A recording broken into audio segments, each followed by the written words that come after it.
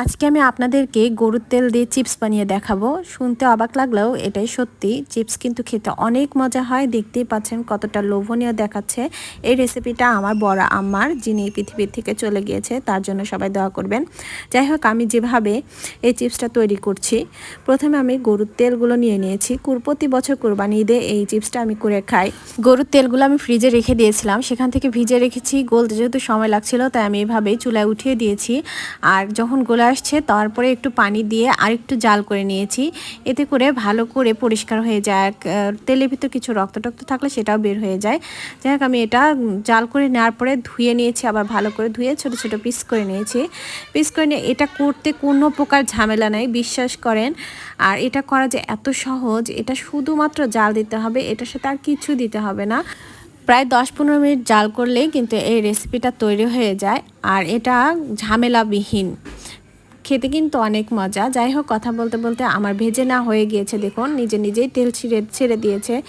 এই যে তেলটা বের হয়ে আসছে, এই তেলের ভিতরেই কিন্তু এই চিপসটা ভাজা হয়ে যাবে। আর দেখতেই পাচ্ছেন কত সুন্দর ভাজা হয়ে যাচ্ছে। আস্তে আস্তে লাল কালার, ব্রাউন কালার চলে আসলে কিন্তু আমি এই চিপসগুলো উঠিয়ে নিব। আর যেহেতু অনেকগুলো তেল বের হয়েছে, তাই আমি একটা বাটিতে তেলগুলো ঢেলে নিচ্ছি। এই তেলগুলো কিন্তু ফেলে দিব না। এই তেল দিয়ে আমি পরবর্তীতে পরোটা কিংবা যে কোনো কিছু ভেজে খেতে পারি, বড়া। আর এই যে হয়ে গিয়েছে চিপসটা সব শেষে একটু লবণ দিয়ে নিব।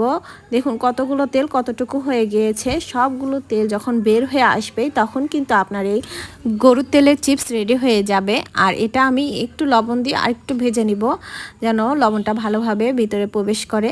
যেহেতু এখানে ঝাল লবণ কিছু ব্যবহার করা হয়নি প্রথমে, তাই আমি একটু লবণ ব্যবহার করে নিলাম। আপনারা চাইলে ঝাল দিতে পারেন, ঝাল দিলে একটু আরও ভালো লাগবে। আমরা ঝাল ছাড়াই খাই, এটাই আমাদের কাছে অনেক ভালো লাগে। যাই হোক, এই রেসিপিটা কিন্তু সবাই খেতে পারবে না। যাদের হার্টের সমস্যা আছে, যাদের উচ্চ রক্তচাপ আছে, আমার মনে হয় তাদের না খাওয়াই ভালো। আর এটা কিন্তু আমি প্রচুর পছন্দ করি, আমার সাথে আমার ছেলেটাও খুব পছন্দ করে। আমরা দুই মা ছেলে এটা খেয়েছি। আর আপনারাও বানিয়ে খেতে পারেন। এত সহজ কোনো রেসিপি এ পর্যন্ত আপনারা দেখেননি। আজকে ভিডিওটা এখানেই শেষ করছি। ভালো লাগলে অবশ্যই লাইক, কমেন্ট এবং শেয়ার করে দেবেন। আল্লাহ হাফেজ।